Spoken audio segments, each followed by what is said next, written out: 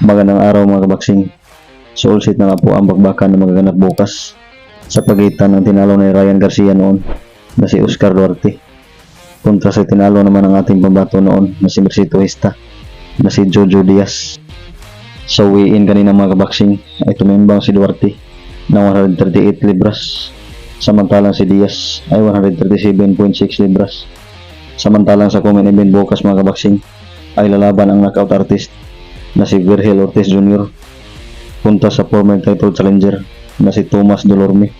Kapwa pasok kanina mga kabaksing sa timbangan ang dalawa sa super welterweight division kung saan tumimbang ang knockout artist na si Ortiz Jr.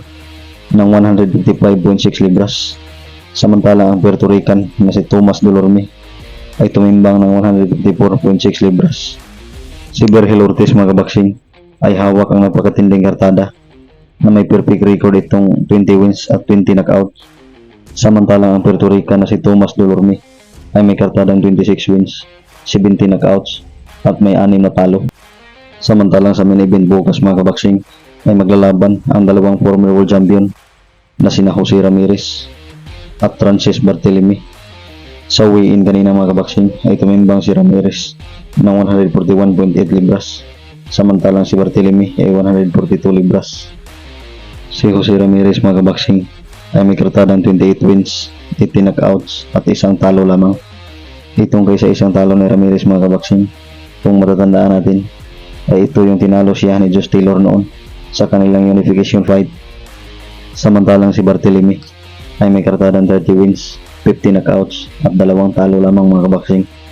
Samantala sa ibang balita mga kabaksing, ay bukas na nga din po ang pagbabalik ng ating pambato na si Magic Mike Plania kontra sa pambato ng Nicaragua na si Martin Diaz.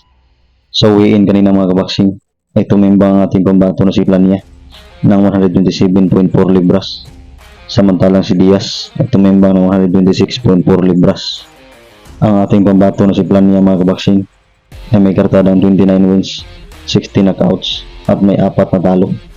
Samantalang ang kaniyang mga kalaban na si Martin Diaz ay may kartadang 18 wins, 8 knockouts at may 16 na talo mga kabaksing.